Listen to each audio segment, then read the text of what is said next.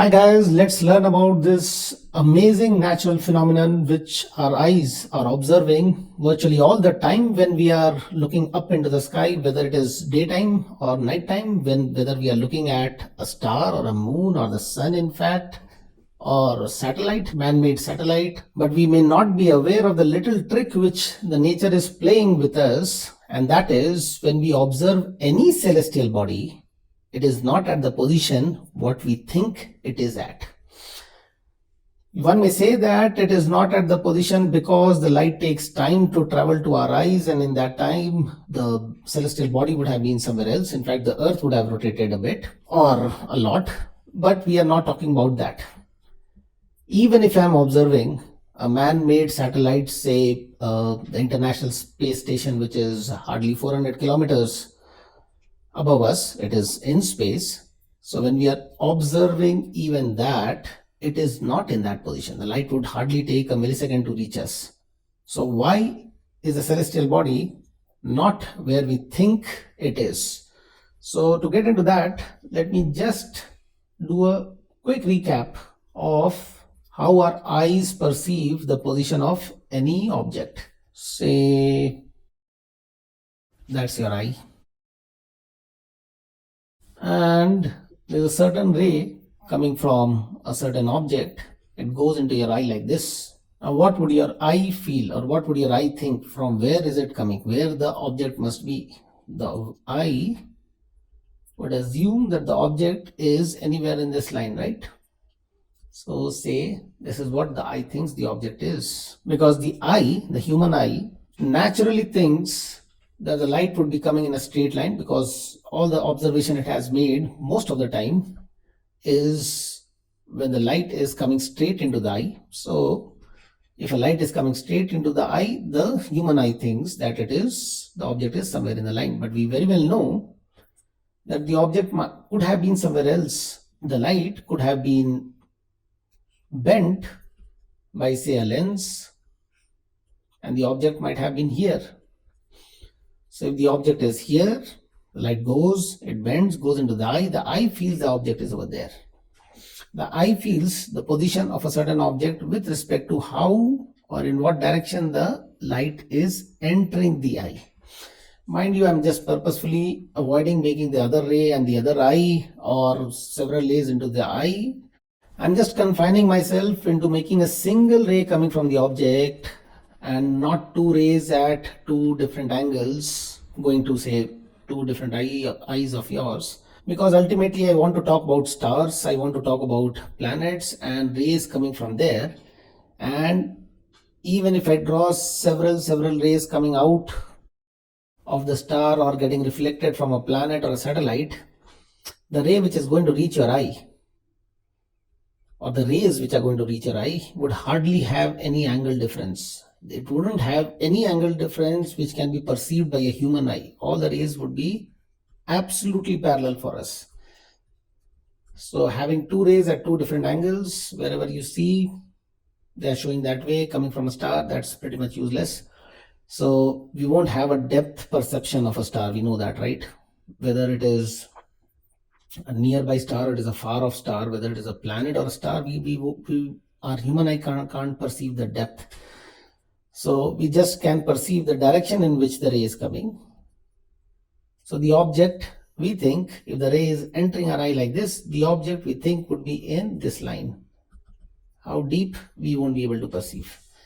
So let's come back to our topic. Why, if light is coming from star or planet or any celestial body, why would our eye perceive it wrongly? So let's just take up this tiny star over here, and you're somewhere on the earth. I'll make you later once I make the ray fall on earth. So I guess you know that it would be giving out light in all direction, but I am at a single place, so I'm just going to talk about a light which is, say, coming like this. All well and good, but as soon as it starts entering the atmosphere, it starts slowing down, right? It starts slowing down and starts bending towards the normal. Now I can make several layers of normal to show you, I mean, several layers of atmosphere where it is getting progressively denser, and a light which has come will start bending towards the normal like this. And then again, you make a normal and again it bends. So you may imagine that happening over here. I'm not going to draw all those layers over here. So this light which comes is not going to go on straight, but it is going to bend. So let me just make a bend over here. And say it enters the eye. You're standing on earth and it enters your eye in that direction. So the direction it enters your eye in, if I retrace that, then what would it be? If I retrace that, it is somewhat like this, right? So the eye over here, say that was the eye. The eye over here feels as if the ray was coming in this direction, in this dotted direction, and the rays are coming from the star. So it feels that the star, or whichever celestial body it was, is here.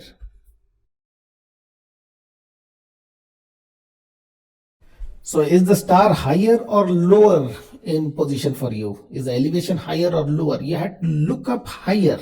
See, this eye is looking up higher. If I say that this is the horizontal, then I had to look up how much. If I look up so much of an angle to observe anything, then this angle is called the angle of elevation. So higher is the angle of elevation for the human eye, or in fact any eye. Higher is the angle of elevation, higher will be the position of that object. So you look horizontal, straight, and then how much you look up, how much you have, that's your face looking horizontal, then how much you had to tilt your face to look up. So that's how high you find the star. So we are easily seeing that this star is in fact at a higher position. We feel it is at a higher position. Why? Because the ray came in, and due to the atmosphere over here, it refracted. So all the natural phenomena what we are doing is based on the concepts of, say, reflection or refraction or scattering or dispersion. That's what is in your current chapter. So in this case, it is refracting and reaching your eye at a certain angle, and the eye feels as if the star was there, right? I hope you're getting the point over here. So what's the one major phrase what you have to write when they ask you this? What is the cause? The cause is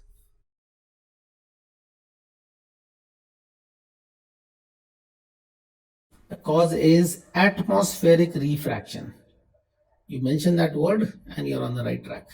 Due to the atmosphere, there has been a refraction, and hence the position of the celestial body is elevated. It is elevated. Is it always elevated? What do you think?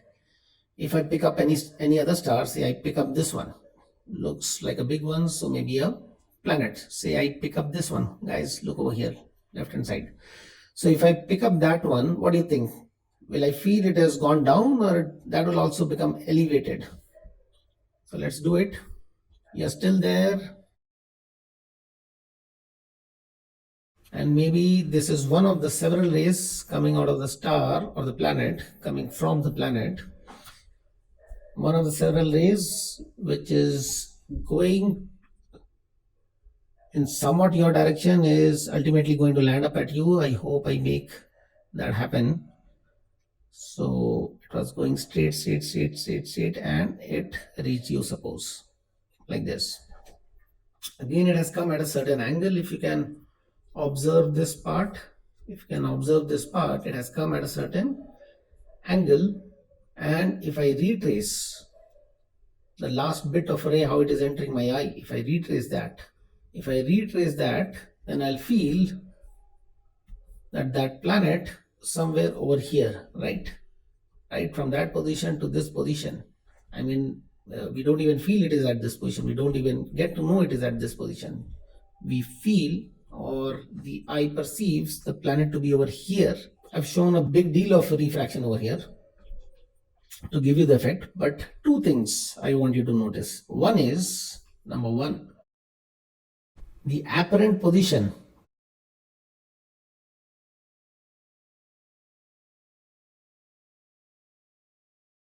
is always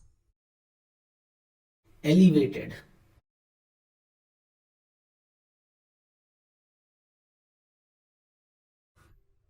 The apparent position is always elevated, whether you are looking at towards the east or towards the west, towards the north or towards the south. The apparent position is always elevated. This is a 2D, so you may imagine, say, east and west, but it is all around this point. All apparent positions will always be elevated, meaning to say the celestial body will always appear to be higher. A second thing what you can note from the diagram is, we are not rigorously proving it over here, the lower the star is, or lower the celestial body is, or nearer to the horizon the celestial body is,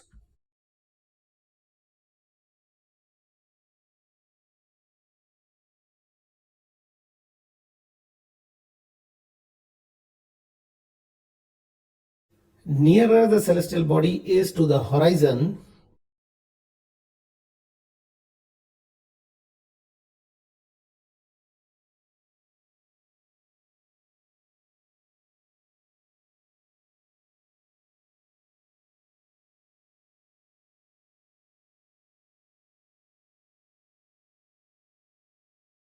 more will be the effect of atmospheric refraction. You can see why so, right? It says that if the body is lower, that means it is nearer to the horizon. So for this guy, if I make a tangent over here, horizon is this star is in fact nearer to the horizon. So talking of this guy over here, so if a celestial body is here versus a celestial body is, say, up there, what we are saying is that the effect of atmospheric refraction, and hence the amount of elevation in the apparent position, would be more for the lower body. Why so? Can you think of it? Why so? Number one case, number two case, the effect on number one case is more than the effect on number two case for the body going higher, in the apparent position going higher. So this apparent position may go higher by this much, but this will go only by that much, maybe. Why so? So I hope you got the answer, guys. The answer is simply this distance. When the ray enters the atmosphere, it starts bending, right? So more it will travel in atmosphere, more will be the bend, right? So it travels so much in the atmosphere. In fact, if it has to reach here, the ray should have been somewhere up over there, and then it travels. So just to give you an idea, so for the lower body, the ray is traveling so much. For this body number two, higher body, the ray is traveling so much. So obviously you can see the green length is much less than the orange length, and hence the orange length suffers more of atmospheric refraction, and hence the elevation of this celestial body number one would be more than celestial body number two. I hope you got this point. So I hope you can figure out yourself that when would this effect of elevation in apparent position be negligible. There are other very interesting observations related to this phenomena. Let me just clear the board and show you one. Let me show you very simple geometry before getting to the point. Say this is a circle and I have a tangent. I hope you remember what's a tangent. Tangent is a line which just kisses the circle. It is just touching the circle. So it touches the circle at a single point. Let me call that point as A. So it is just touching at A. Now, if I have a point above the tangent, somewhere over here, say I have a point, can I make a straight line between this point, say B, and A without cutting the circle? Yes, I can do that. And that's that straight line. Meaning to say, if light was going to shine from B, can the light reach A? Yes, it can. There is a straight line path from B to A.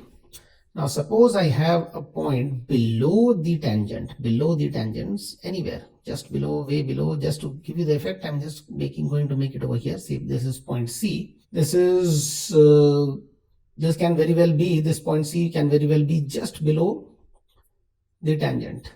If it is below the tangent, do I get a straight line from C to A without cutting the circle? Is that possible?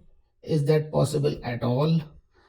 That I draw a straight line from C to A and it doesn't cut the circle? That's not possible. That's not possible at all. You can observe this, and what you see is it has cut the circle over here, right? I hope you can see that it has cut the circle over there. So meaning to say, if a light was to reach from C to A, so meaning to say, if the light had to reach from C to A, it cannot without entering the soil, entering the earth and going to B. So there is no tunnel between this point and A, right? The light cannot reach. This is all when when the light has to travel in a straight line. So now coming to our point, say here itself.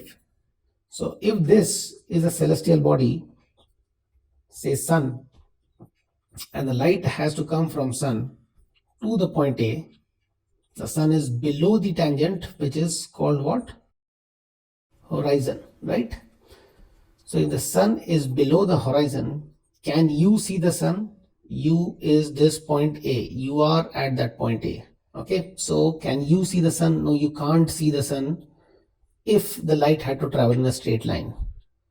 But due to the atmosphere, due to the envelope of atmosphere around, what is going to happen? So just to show the effect more vividly, several rays are coming out of the sun, and these ones are going to reach your eye. This one, which was going to escape, which was going to go up and never reach your eye, actually bends and reaches your eye. So it reaches the eye at that angle. We'll apply the concept of what we just did, that the apparent position is at the elevation at which the light is entering our eye. So I'm just going to retrace a line from here, and looks like coming from here. So looks like our sun is here. So even though the sun has set, if there was no atmosphere, there was no way you would be able to see the sun. So it has gone down the horizon. Suppose it's the sunset time, it has gone down the horizon. You still see it up in the sky. Why? Because you see every celestial body elevated in position, higher in position, and more the body is towards the horizontal, more is the effect of your elevation. The sun is seemingly up there. So much of elevation has happened. So we call it as delayed sunset. The sun has set and still we are able to see it. That's a delayed sunset. Similarly would be the case towards sunrise. So you can imagine the same situation as sunrise. The sun has not come up yet, it is below the horizon. You can imagine the same situation on the other side if you wish to.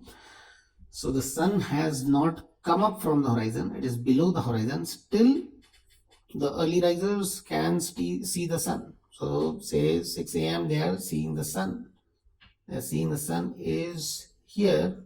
It feels like as if it is here, even though it might be very much possible, or it is the fact that the sun is actually somewhere down there.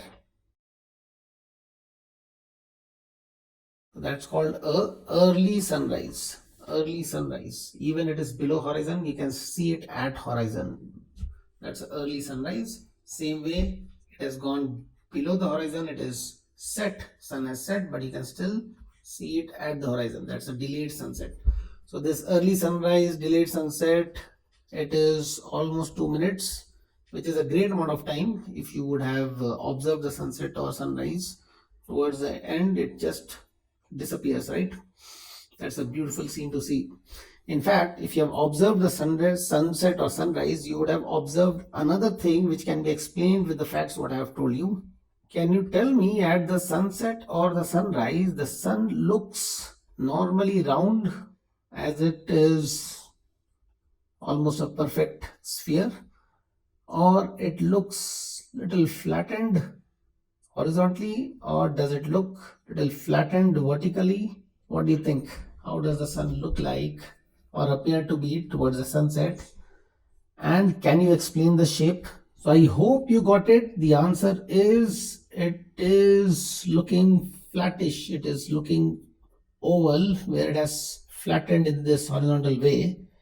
And I hope you got the reason also. The ones who could not get the answer, now since you know the answer, can you reason it out? I hope you have reasoned it out correctly. Let me also speak out the reason. Say I'm talking of sun which is near the horizon, and it is this. I'm just making a flat one in front of you, rather a big one, so that I can show you the effect. Say this is your sun near the horizon, little up, little down, doesn't matter, because your eye will be perceiving it at a certain height, right? So as we have discussed that lower is a celestial body, more is the atmospheric refraction suffered, and hence more is the elevation, right? So this sun is actually a big extended body for us because it is very near to Earth. It is one of the smallest stars, but it is so near to the Earth that it is one of the biggest, or it is the biggest perceived celestial body by us. So if I talk of the lower part, the rays which are coming from the lower part, it is going to suffer atmospheric refraction and it will go up a bit, right? So suppose the lower part goes up by so much. The lower part has reached here somewhere. The upper part is not going to go up by so much. Why? Because the upper part is not as low as the lower part, right? More up you go, like you go at right on the top, there is no elevation, right? So this upper part is going to go up. It is also going to get elevated, but by a lower amount, right? So what happens is, the upper part of the sun is here, the lower part of the sun is here. So I hope you are getting the point over here, that the sun will get flattened out. So it will feel like that. The lower part is elevated more, the upper part is elevated less, and hence it feels like flattened out. And obviously I'm making this drastic difference. The observation may not be so much flattened. I'm making it drastic so that you can observe it. Let me just show you a pic of an actual sunrise, and I hope you can see that it is slightly flattened. It is not exactly round. The reflection at the bottom may make it make appearance as if it is round, but it is actually flattened out. I hope you can make that from this pic. So that's it, guys, with respect to your apparent position of celestial bodies. The why the celestial bodies seem to be higher. So one is why stars or planets seem to be higher. They generally ask about star, why star seems to be higher, apparent position of star is higher. And the same logic goes for your early sunrise or delayed sunset. And the key, the main word what you have to mention is atmospheric refraction.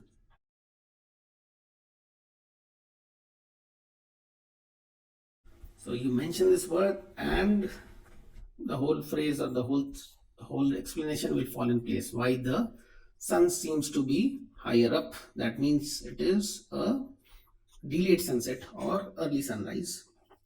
Why the star seems to be higher up.